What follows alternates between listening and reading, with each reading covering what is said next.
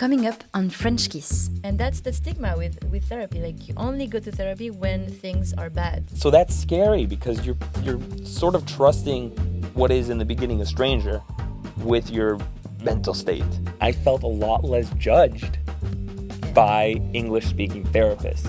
She brought me to the hospital, and the receptionist knew immediately what was happening. And I was still convinced that, no, like, I think I'm going crazy. She's like, you're having a panic attack. If you ever experienced childhood or breathing, you should go to therapy.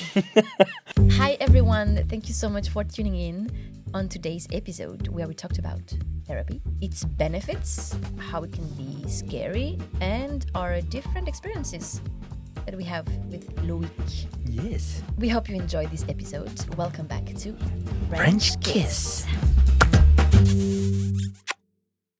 We're going to talk about therapy. A topic that carries a lot of mystery, skepticism, and a bit of stigma. Because I think that for the longest time, people would turn to therapy in time of crisis. Like when a traumatic event occurred, or like when a relationship ended, when you had to go through mourning, or just like when things became unbearable, you know? Whereas today, more and more people see therapy as a preventive tool, you know? Personally, I love therapy because it helps me having a better understanding of myself, building healthier relationships, and just navigate life with more clarity, you know? Amen. Amen to that. And we both have different experiences with therapy. I mean, we're both familiar with therapy. Right. So you've done therapy mostly in the US since you were a teen, basically. I've seen a couple of psychologists and even psychiatrists. Yes, I got it. Such a hard word. Were you scared of that word? Oh, yeah. I'm always struggling. So yeah, I've seen a couple of therapists in France since I was a kid. But I'm like having this therapist in Paris for 3 years now, where I'm doing like the big work. We've been doing couples therapy together. So we're going to talk about our different take on therapy, how it helps us in our respective lives and in our relationship as well. And maybe a bit of, cultural differences between France and the US. Okay. You ready? I'm ready. Perfect. Nice. Let's get into it. Let's get into it. Let's let's get started. Let's get started. Yes. So as I said, therapy is often seen as the last resort. Do you think that's something that could benefit anyone, even when things seem fine? Yes. I think therapy works best when it's used as a preventive tool. Every time that I went to therapy, because I've to sort of give a background on my therapy journey, I started when I was very, very young, but didn't understand it. I think the first times I started going to therapy was because I lost my cousin when I was quite young. How old were you? I was in 7th grade, I think, so I was like 12. Okay. And I started having panic attacks. And I don't know if I started seeing a therapist before or after my panic attacks started coming. But I started getting panic attacks, and I went to therapy. And even when you decide to go to therapy after something like that has happened to you, like you have your first big panic attack, you still go to therapy in a sort of preventive manner of like, let's prevent me from having another panic attack. So, I mean, it's always preventive work. You know, you very rarely go to a psychiatrist as you're having a panic attack for them to stop the panic attack from happening. It's all sort of self-work that helps you handle it better when the moment arrives. It's not a way of like, oh crap, I'm not doing well. It's not like a hospital where like you break your arm, so you go to the hospital to fix your arm. The same way is like if you're having a panic attack, you don't go to the therapist like, get me out of this panic attack, because generally they don't last that long. But yeah, usually it's it's preventive work. And the alternative to that is if it's not preventive and it's because you're having like suicidal thoughts or you're like going off the deep end, then you generally get institutionalized because you need to be taken care of. And generally that starts off by like not preventive. It's like we're like gonna fix you right now. Yeah. And then but you still get followed after that for as you said, preventive. I said the word preventive a lot in that explanation. But all that boils down to the fact that I think that, of course, I think therapy is preventive. It's a preventive tool. It helps you better navigate things that you will go through, things that you are going through, whether in that specific moment or not. Yeah. Um, And becoming aware Yeah. also, of who you are. and also being aware of the issues that you don't know until it's too late. Yeah. I don't know that I would have discovered my anxiety before my panic attack, but I do think that there's a lot of things going on inside of us that if we don't talk about it to a professional, we don't even know is there. So we don't even know to prevent it because we don't know that it exists within us or at all. Like some people don't even have like the notion of depression. A lot of people think depression is, oh, they're sad. Like they don't understand that it's like a chemical imbalance in your brain that makes you not want to get out of bed in the morning. So yeah, I think it's a very good educational tool as well for people to sort of understand their brain a little better. Exactly. Hmm. It's funny because I realized that every time I went to see a therapist is because I was not doing well. Except with you. Because we've started doing couple therapy together at a pretty early stage Yeah. of our relationship. And we would make fun about it. Like, yeah, it's a luxury. Like we don't have any issues, but we're going to couple therapy. Yeah. And people were like, but yeah, like when we would say that we were doing couple therapy, people were like, what? But are you guys doing okay? Is there an issue? And that's the stigma with therapy. Like you only go to therapy when things are bad. Right. And I've started like this. Like when I was a kid, actually my mother took me to therapy at first because my father left when I was 6, so there was all these things going on, and after that, every time I went back to it, it's because I was having I was being depressed. I Like was having a depressed, crisis. Yeah. depressed period of time, and I just couldn't. I just felt that I couldn't, manage. Which is fine too. I mean, there's nothing wrong with seeking help because you're not okay. And you should do that. Of Like, course. it's really important. And what I said earlier a million times about it being preventive is that it's more a question of like you can like it's long work and Oh yeah. eventually it'll get you to a place where you can deal with it better and handle it better. Yeah. But it's not like an immediate fix. And I think that's also the big issue with a lot of people for therapy is that they go to 1, 2, 3 sessions and they're like, well, I don't feel like that helped. If anything, it made things worse. Yeah. And I think that's the hard part about therapy is that it always is worse in the beginning. Because like I said, there's a lot of things that you're uncovering. There's a lot of things that come up, a lot of traumatic things that you might be discussing that make you feel worse. But it's only by uncovering them that you like heal them properly. Yeah.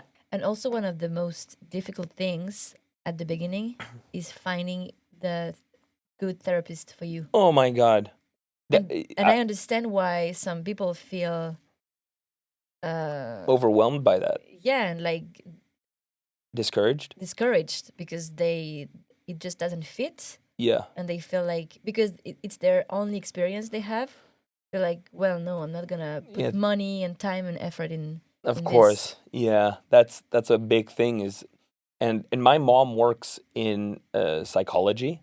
And she works with a lot of therapists and I mean, I'm putting zero judgment, but you realize that I mean there's definitely some therapists who like put a lot of themselves in sessions, Oh which they're yeah, not supposed to. And you know, there's a lot of judgment in a lot of therapists. I've been to therapy where I felt a person judging me. And it's the worst feeling because that's the one place where you shouldn't be judged, yeah, and where you're just trying to figure yourself out. yeah, And if judgment comes into the picture, then it's all mucked up, and you don't open up entirely because you for fear of judgment again. Um, so basically, what that makes you realize is okay. Well, there's a lot of them that maybe aren't up to the task. It's very intense work to like be in charge of somebody's mental health, and so that's scary because you're sort of trusting what is in the beginning a stranger with your mental state. yeah. Your And some people thoughts. can make that worse. So it's Yeah, a scary thing because again you put a lot of faith in these people. And I've very often compared finding a new therapist to dating because you go on yeah. these really expensive dates, very expensive, for it to not necessarily work out, you know? And And to make you feel worse. yeah, and sometimes it takes a while before you realize that it's not working out. Like you can't Uh-huh. after 40 minutes decide, oh, this isn't right fit because you got to give it a little bit. There's some growing pains and you have to tell your whole story and they have to discover you completely before the actual work starts. And then the actual work starts and you're like, oh, this isn't working out. So you got to find somebody else and you got to tell them your whole story. The same as dating where you like, Yeah, but here you have to be real specific. Um, and yeah, that's really rough and you gotta pay every time and you know it's I understand why people I mean I only tried one therapist ever since I came out to France and I've known for the past 4 years that I really gotta move my butt and find somebody. You know, other than I had one therapist and it lasted a while, but I knew it wasn't working out, so I stopped that and I just didn't make any effort to find somebody else because for all these reasons. And then the therapist that we had for couples therapy, she was fine. Uh, we enjoyed her, but then but I didn't you feel that we were doing a lot a of lot of work. work. Yeah, it felt like we were just there to talk, and she would she would ask us a couple of questions, but it was very like surface level, which is fine. Yeah, But your therapist, you loved her, and she actually I still love her. you used to love her, and she asked if she wanted to do a couple sessions with us. So we changed to her, and we did that for a while, and that was really interesting. Yeah. And I loved it because she was very strict about anything that's brought up in our sessions won't be brought up in the couple sessions. They're very distinctive, Yeah, separate things. yeah. No, she's great, and I feel so lucky to have found her. I see more and more friends wanting to go to therapy, which Yeah. is great. Yeah, I'm super proud, super happy about that for them. That they are having such a hard time finding one. yeah, And yeah, like all the experiences I had before my current therapist Mm. were not that good. Right. Like the work I'm doing right now is a day and night compared to what I was doing previously. And I think you had a great experience in the US with your yeah. Well, I think that's one of the reasons why it was easy for me to get into therapy. My very first experience, it wasn't a bad one, but I would say it was a bit of a useless one. Um, I mean that I don't mean that like it's just I remember going to therapy as a kid, as a 12-year-old, and not saying anything. You know, and after a while it was just like he would like make me a snack and we would just kind of eat together or he would bring out his iPad and we would play together because I didn't know what else to talk about other than yeah, today was good at school. And I don't know if maybe he wasn't specialized in like child therapy or if just really I wasn't opening up about anything. I do remember there were a couple of sessions where I did cry. So I mean, all that to say that I know that there were some sessions where like something happened, where I felt something and we opened up about something. But most of the time, it just felt like I would just spend an hour there and then go home, But then when I went off to college and I felt like I needed to, go back to therapy, I started seeing this woman who I loved, and she was very hippie. She was, she would spend the whole like session cross-legged with shoes off and sort of like, Mine too. yeah, she's Always removes her shoes. yeah. I'm like you should. Um, but yeah, I really liked that experience. It felt good. And then when I graduated and I went to Atlanta, I had this massive panic attack where I ended up in the hospital. Oh yeah. My girlfriend at the time, like, it just would not subside. Generally, I'd had panic attacks, but this one was lasting like 5, 10, 15 minutes. And I was like, you have to take me to the hospital. Like, there's just nothing else to do because I think I'm dying, essentially. She brought me to the hospital, and the receptionist knew immediately what was happening. And I was still convinced that, no, like, I think I'm going crazy. She's like, you're having a panic attack. Mm-hmm. And then I saw the doctor, and he prescribed me, some medication to calm me down. And that hospital prescribed me a psychiatrist. And the psychiatrist I would see once a month to, like, see if the dosage on my medication was okay and stuff. Mm-hmm. But I would see a therapist every week. Okay. And they would sort of report to each other. And that's great. Yeah, and I loved this therapist because I don't know how long I saw him for. I think it was for a couple of months because then I moved to LA. But he the way he talked about my anxiety was in a very, and I guess I associate it to the fact that it was because it was in a hospital, but he was a very medical-oriented therapist, where everything he explained to me, he explained biologically.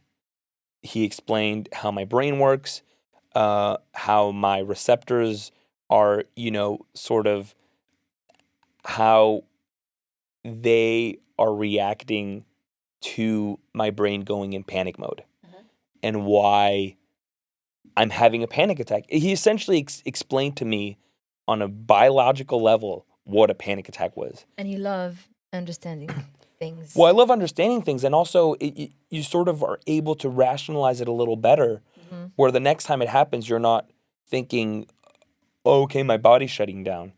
You're able to think, oh, okay, so my brain right now is going into flight or fight mode, and nothing's happening, which is why you're having a panic attack. And just that whole experience was a big switch for me in terms of my journey with anxiety. And understanding of your anxiety. Yeah, and even though I've been through really rough times since, even rougher than then, I think longer periods, I always come back to that, and it helped me tremendously. And I don't know where I would be if it hadn't been for that therapy. So yeah. Wow. Okay. I have a very particular, I'm a very particular case because I feel like it saved me, not my life, but I mean it's saved my mental health to have gone to therapy, which I assume isn't the case for a lot of people. And because of that, I have a very positive relationship with therapy, which means that I'll go to it for, as you said, couple therapy, even though we're not dealing with anything major. It's just sort of air out our grievances and talk about things because, again, I love therapy. Other people who might not have had such a positive experience with therapy won't go just for whatever reason. You know what I mean? They'll go if they feel like it's this or nothing. Yeah. I don't have any other choice.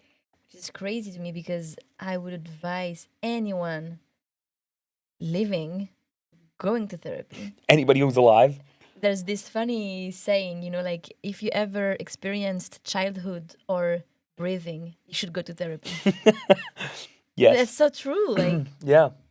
Like you don't realize how traumatic your childhood could be before, doing the work and actually wanting to reflect on things. Yeah, reflect, repair, work on yourself, grow as a human being. Yeah. But yeah, there's a lot of people who are just unwilling to even look at themselves in the mirror and be introspective, either out of fear of what they'll find, or because they are convinced that I'm cool, I'm okay, man. I don't need help. It's a waste of time. Yeah. And a lot of people that we know too don't believe in the concept of therapy. Yeah. And I mean, obviously you and like I. our common close friend doesn't believe in therapy. Mhm. That's crazy. Yeah. But we're still super close. Of and, course, yeah. Like she's not judgy about it. She's just like doesn't understand it. Mm. Yeah. And it might have to do with the fact that she has never seen the benefits of it, or she's never actually gone to therapy. She's gone to, and she had a bad experience. Yeah, well, there's that. She was young, and yeah. I feel like some therapy can literally be counterproductive. Yeah. Which is, that's the big danger. But it's far and few between. I think it's very, very rare. But it must have happened to some people. Yeah. Who then will go into no therapy for life. So. Yeah. And yeah, that's the thing also about culture. I would say, because you've mostly done therapy in the US and me in France. But I mean, you've tried therapy in France as well. Have you noticed a different approach, and also like a different, way of how it's viewed, like in the society? I think that my response to that is tainted big time and super biased because of my personal feelings towards French people or French speaking people and English or American people. Okay. I've always felt a lot more judged by the French, which I know is like this stereotype of like French being very like judgy and stuff. I felt this for different reasons. Maybe one, it is a cultural thing of like French people are just like more judgy and there's more negative reinforcement, as we talked about it in the last episode. But also all the people that spoke French to me were people of power, I guess. They were either my parents, my teachers, people who represent authority. People of authority figures were generally French. But my friends, or like people that I watched on TV, or people that I went, like my soccer coach, who's also an authority figure, but it's soccer, it's not like school, people outside of like the disciplinary aspect of my life spoke to me in English. And so I think that what that did to me is that it put me in a spot where I felt judged by people who spoke French, and a lot more relaxed with people who spoke English. Okay. So what that does in turn is that I felt a lot less judged by English speaking therapists. But again, it might be a cultural thing. It might also be a me thing, personal thing. But I did feel more judgment from my French therapists. And yeah, again, I couldn't really tell you. I don't know if it was like the tone or maybe I felt judged because my French isn't as good as my English. So I had a hard time sort of expressing certain things, and I would feel self-conscious, and in turn I would feel judged. So once again, this could all be, I'm repeating myself, but this could all be a me thing. Yeah. But maybe it is a little bit true. Yeah. Where like the French are a little more judgy, and I felt that in therapy. Okay. And that might be why I had better experiences with American therapists, which doesn't stop me from hopping on a Zoom call and calling a therapist in the U.S. or finding an American therapist here. But I just, again, haven't put the work in. So if there's any English-speaking therapist specialized in anxiety in our listeners, please reach out to Loic. This is why we created this podcast, actually. It's because we're desperately looking for one. Yeah. What's one thing you've learned in therapy about yourself or your relationships that you want to share with us? Oh, wow. I mean, I think the thing that I love to bring up the most is the actual is how panic attacks work and how Ah, anxiety works. I uh-huh. think that was one of the things that I come to that I think about the most often that I learned in therapy, because it's helped me a lot. But I think that the most recurring thing, and it's not something that I ever talked to my therapist about, but it says a lot about me, and I think about this a lot. And the reason that my I don't talk to my therapist about it is the reason that I know this about myself. I don't know that that made sense, but let me clarify. I have a really hard time saying the whole truth to my therapist for fear of being judged. I have this need to be liked by anybody. I'm a big people pleaser, as we've talked about. And that includes my therapist. I want my therapist to like me. Mm. And I think that the fact that I would go so far as to inhibit my mental health and making the fact that they like me more important than my actual mental health by telling them the whole truth. I'll give you an example. It was really, really hard for me to talk about when I was in a relationship that I was thinking about, not thinking about cheating, but that I was like looking elsewhere. It was really hard for me to admit to my therapist that I was interested in other people while I was dating the person that I was dating. Because I didn't want them to think that. And now I'm saying on a podcast, listened by thousands of people. Look, because I guess of it's, but I don't know that I would journey you say, made. yeah, but I don't think that I would ever say that if it was happening now, But Yeah. at the time, it was really, really hard for me to admit my shortcomings in a lot of ways, and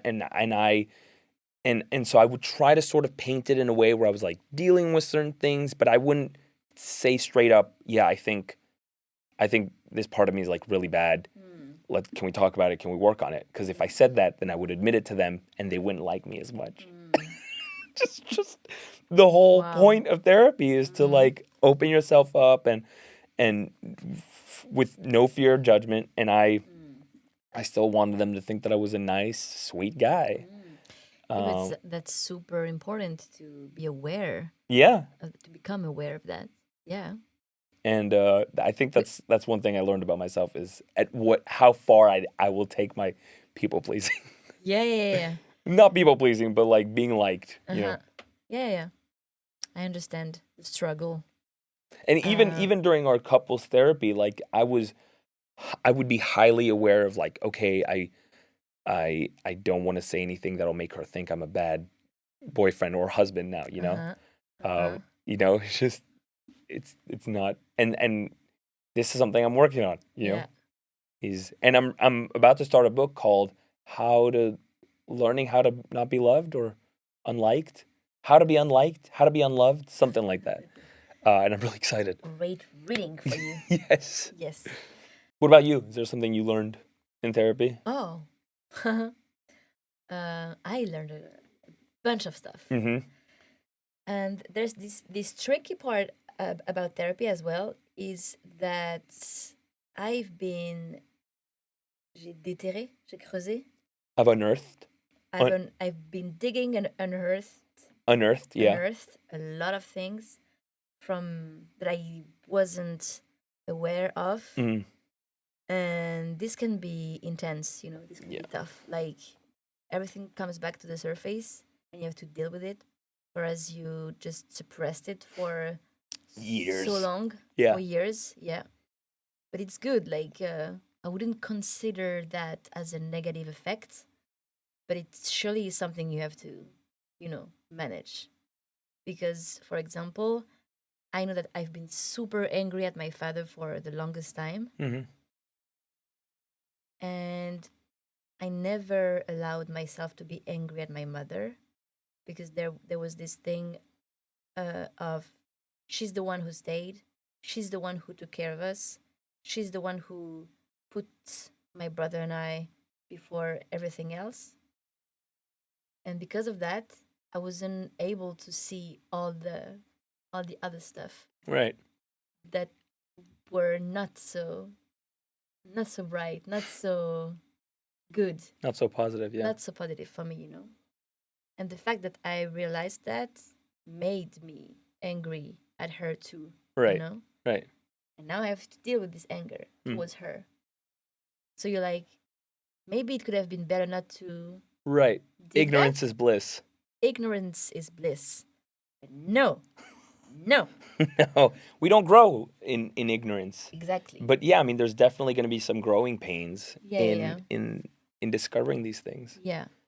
I would say one thing I learned about therapy is that everything comes from your childhood, period. And also, like, it has an impact on, like, the things if you've experienced as a child have an impact on who you are today as an adult.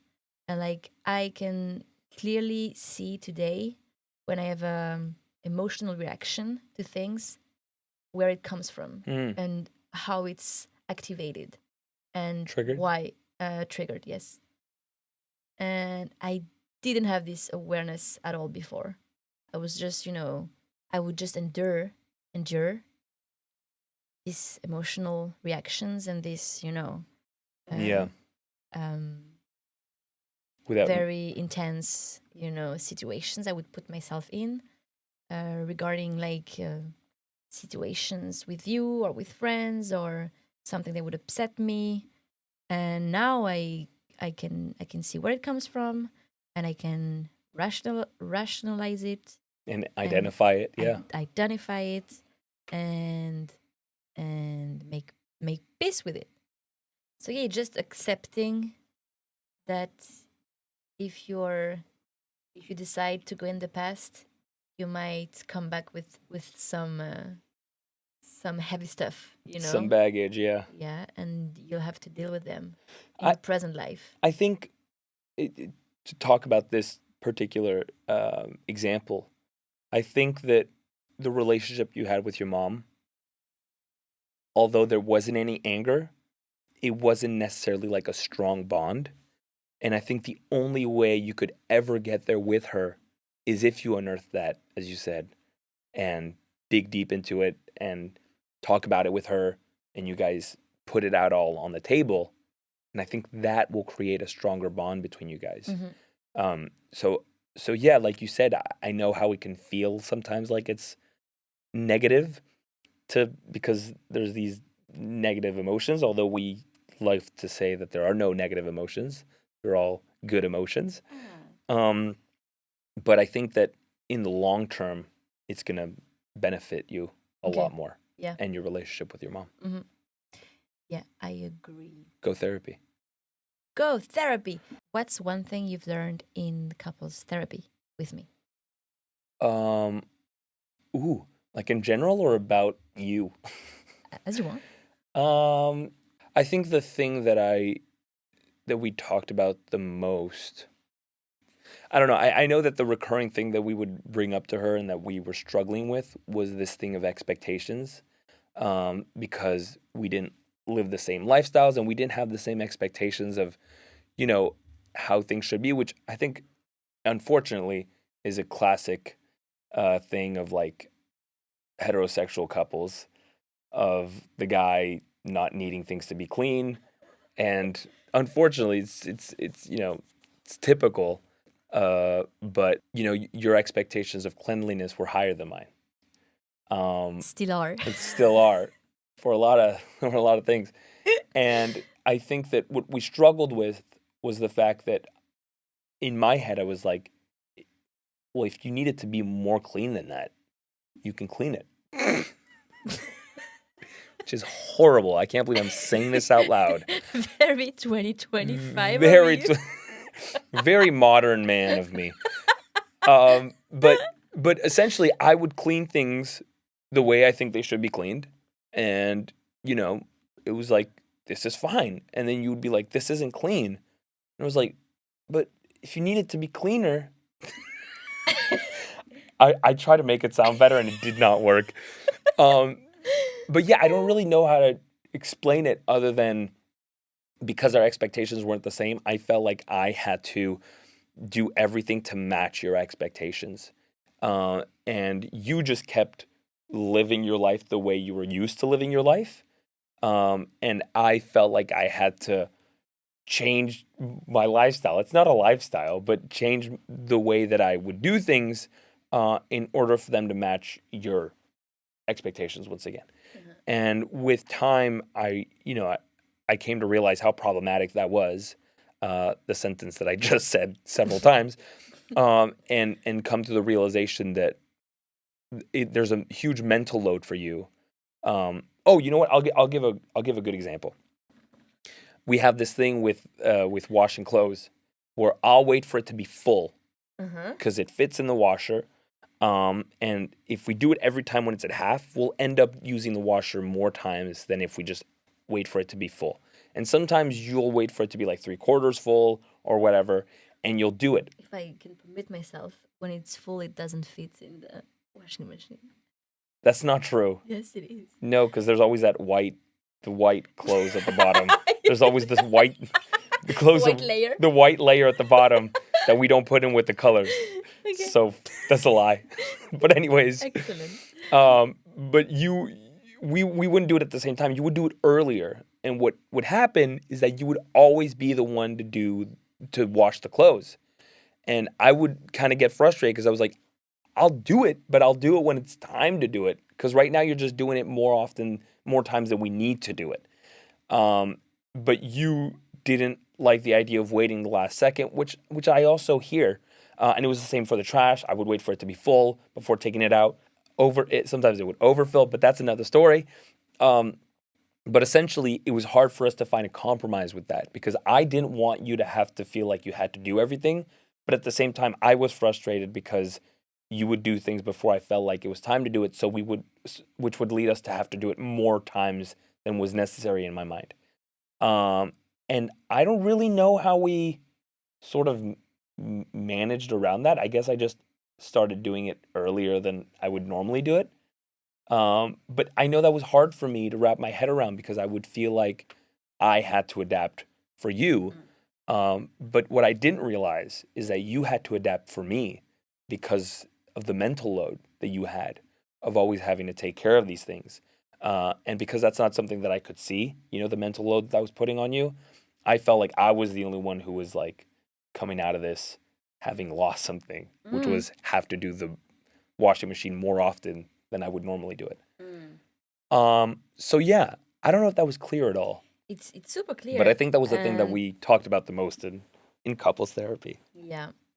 But like you said, it's a very typical situation in a heterosexual couple. Yeah, unfortunately. Yeah, because there is this, and like it's like we're still questioning the woman's place, role in relationships.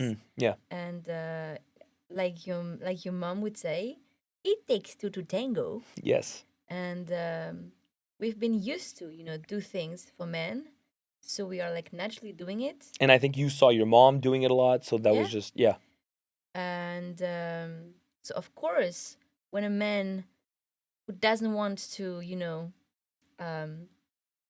take responsibility and be a bit self-aware as you are, if he sees that the woman does everything for him, of course he will continue not doing them. You know what I mean? Like it takes two to tango. Like it's not the responsibility of the woman to stop doing these things, but it's a conversation to have. And if it doesn't happen, complicated. Well, we have an episode coming up about gender norms. Yes. Where we'll probably dive into all that. Oh yeah, I'm looking forward to it. But also, like, I think in this situation, we just both want to be seen. Of course. That's the basis of all. That's probably a good thing to. The basis of all of our problems in our relationship. Yeah. This is something that we learned in couples therapy, is that we don't feel seen. We don't feel like our struggles are being appreciated. Exactly. I know that, you learned that it was that I felt like I had to like do things because of your expectations, but I also learned that it was really hard for you to have to feel like you had to do everything, which shouldn't be the case. So yeah, therapy, do it. Therapy, great stuff. Therapy, go. Go do it. Yeah, we can wrap this up with a little slogan for to advise. I mean, to not to advise. Again, we're not preachers. No.